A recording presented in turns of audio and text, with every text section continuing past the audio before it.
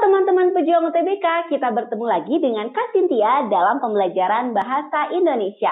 Nah, di video kali ini Kak Cynthia akan membahas materi tentang penulisan kata atau frasa. Simak videonya sampai selesai ya, dan jangan lupa untuk menonton video yang lainnya juga.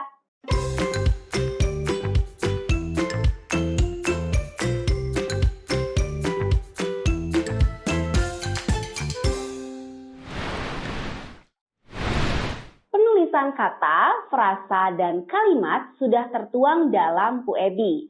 Nah, salah satunya yaitu penggunaan huruf kapital.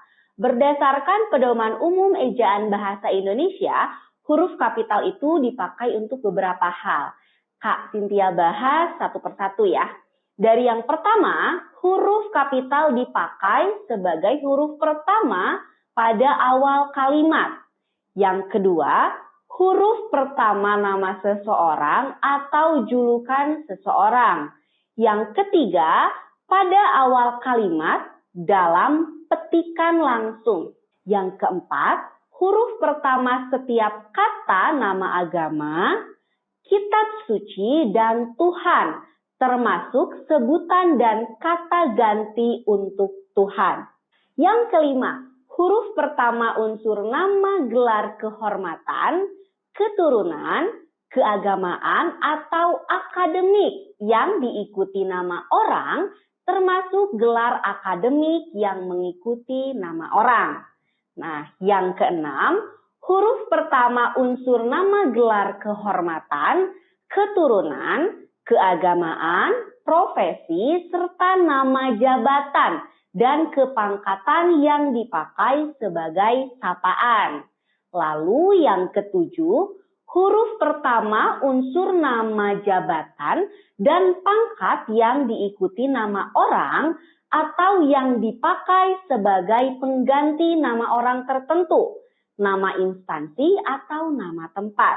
Lalu selanjutnya huruf kapital juga dipakai sebagai huruf pertama nama bangsa, suku bangsa, dan bahasa.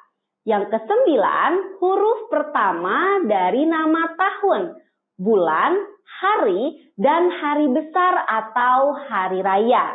Selanjutnya, huruf kapital juga digunakan pada huruf pertama unsur nama peristiwa sejarah. Yang ke-11, huruf kapital digunakan sebagai huruf pertama nama geografi dan tempat.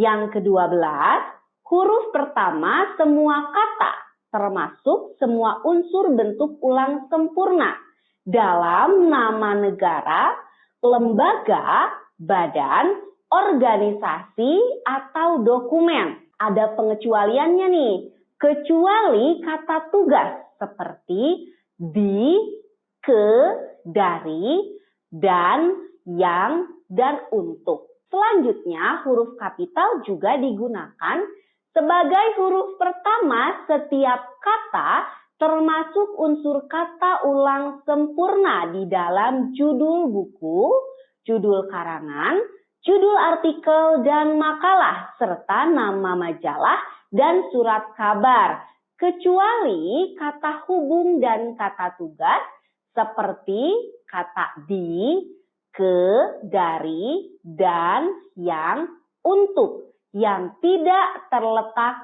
pada posisi awal. Jadi kalau nama tersebut diawali kata yang tapi di awal kalimat, maka huruf Y-nya tetap besar. Begitu ya teman-teman. Selanjutnya huruf kapital juga digunakan pada huruf pertama unsur singkatan nama gelar, pangkat, atau sapaan. Dan yang terakhir huruf kapital digunakan pada huruf pertama kata penunjuk hubungan kekerabatan seperti bapak, ibu, kakak, adik, paman, serta kata atau ungkapan lain yang dipakai dalam penyapaan atau pengacuan. Nah, seperti itu adik untuk penggunaan dari kapital. Sekarang kita masuk ke latihan soal.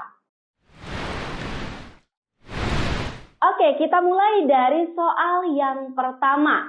Nah, di sini yang diminta adalah penulisan judul buku yang tepat. Sebelum Kak Cynthia bahas, Kak Cynthia beri waktu adik-adik dalam waktu 2 menit.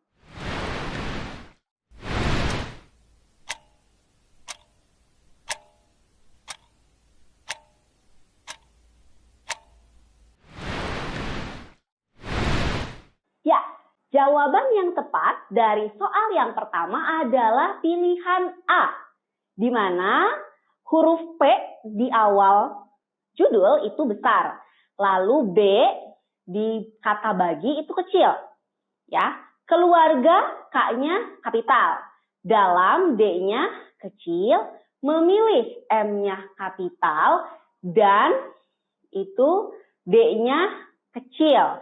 Menggunakan M-nya kapital serta obat O-nya kapital. Seperti ini merupakan fungsi dari huruf kapital sebagai huruf pertama setiap kata, termasuk unsur kata ulang sempurna di dalam judul buku, karangan, artikel, dan makalah, serta nama majalah dan surat kabar, kecuali kata hubung dan kata tugas seperti di, ke, dari, dan yang, untuk yang terletak pada posisi awal. Begitu adik-adik pembahasan soal nomor 1. Sekarang kita masuk ke soal nomor 2. Berikut ini penulisan kata atau frasa yang belum tepat sehingga perlu diperbaiki. Nah, kita lihat ya di setiap opsinya dan silakan adik-adik pilih kira-kira mana kata atau frasa yang belum tepat.